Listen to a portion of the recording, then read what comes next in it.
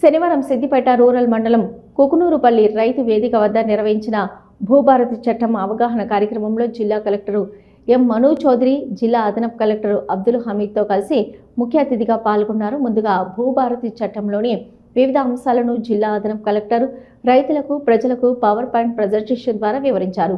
ఈ కార్యక్రమంలో జిల్లా కలెక్టర్ మాట్లాడుతూ భూ సమస్యలపై అధికారులు అందించిన ఆర్డర్లపై భూభారతి చట్టం ప్రకారం అప్పీల్ చేసుకునే అవకాశం ఉందని, రెవెన్యూ డివిజన్ అధికారి నిర్ణయంపై కలెక్టర్ నిర్ణయంపై భూమి ట్రిబ్యునల్ వద్ద అప్పీల్ చేసుకోవచ్చని, గతంలో ధరణి వ్యవస్థ ఉన్నప్పుడు ఏదైనా అభ్యంతరాలు ఉంటే సివిల్ కోర్టుకు మాత్రమే వెళ్లాల్సి ఉండేదని, నేడు ఏ అవసరం లేకుండా అప్పీల్ వ్యవస్థకు అవకాశం కల్పించిందని అన్నారు.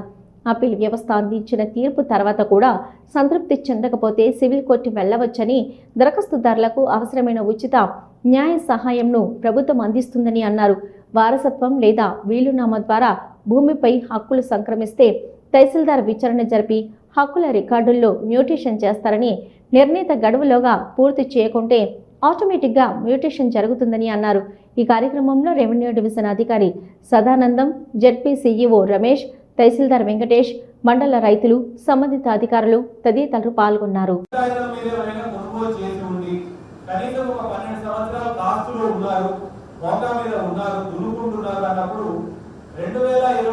అక్టోబర్ 12 నుంచి 10 నవంబర్ 2020 మధ్యలో దరఖాస్తు పెట్టుకొని ఉంటున్న వారందరినీ పరిశీలన చేసి వారందరికీ కూడా అర్హులైనంత వారికి కూడా పట్టాలు అనేవి జారీ చేయడానికి చట్టంలో ఆప్షన్ అనేది ఉంది. జిల్లా వ్యాప్తంగా మనకి ఆ పీరియడ్ లో అర్జీలు పెట్టుకున్న వారు ఒక 44,000 మంది దాకా ఉన్నారు. వారందరికీ కూడా ఇప్పుడు ఈ చట్టంలో మనకి ఆప్షన్ వచ్చింది కాబట్టి టేకప్ చేసి వారందరికీ కూడా అర్హత బట్టి ఎలిజిబుల్ ఉన్న వారు నిరుపేద కుటుంబాలైతే తప్పకుండా వారికి కూడా పట్టాలు జారీ చేయడం అనేది జరుగుతుంది. సాధారణ అప్పుడు మాకు అవగాహన లేకపోవడం వల్ల కావచ్చు, మేము ఇతరత్ర పనులకి హైదరాబాద్ వెళ్ళి ఉండొచ్చు, లేదంటే వేరే ఇంకేదైనా కారణాల వల్ల అక్కడ అర్జీ పెట్టుకోలేకపోయాము. ఇప్పుడు ఏమైనా ఆప్షన్ ఉందా అని కూడా అడిగి ఉన్నారు. ముందు మనము ఆ 2020 పీరియడ్ లో ఎవరైతే పెట్టుకున్నారో వారి అప్లికేషన్స్, అర్జీలన్నీ కూడా పరిశీలిస్తున్నాము. తదుపరి గవర్నమెంట్ కూడా, ప్రభుత్వానికి కూడా ఈ నివేదిక అనేది ఈ రోజు అవగాహన సదస్సులు ఏర్పాటు చేసినప్పుడు ఇంకా సజెషన్స్ వచ్చినాయి, సూచనలు వచ్చినాయి. ఫ్రెష్ అప్లికేషన్స్ కూడా కన్సిడర్ చేస్తే బాగుంటుంది అంటున్నారు కాబట్టి అది కూడా మన జిల్లా స్థాయి నుంచి ఒక నివేదిక అనేది డెఫినెట్ గా పంపిస్తాం. భూదార్కి సంబంధించి ఒక ప్రశ్న అడిగారు. భూదార్ మనకి భూమి విస్తీర్ణానికి సంబంధించి హద్దులలో డిఫరెన్సెస్ వస్తున్నాయి.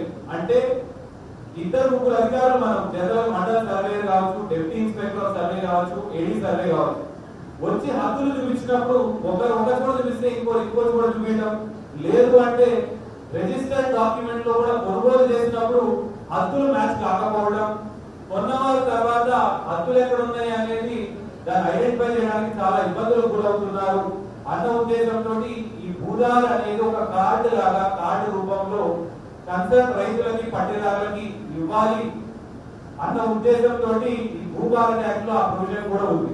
దీంట్లో జిపిఎస్ సిస్టమ్ ద్వారా లాటిట్యూడ్, లాంజిట్యూడ్ అంటాం, ఆకాంక్షలు, రేఖాంక్షలు ఆల్రెడీ చెప్పుంటారు మీకు. దాని బేసిస్ మీద యాక్యురేట్ గా మళ్ళీ వేరే వాళ్ళు దాని మీద సమస్యని తలెత్తకుండా సమస్యలకు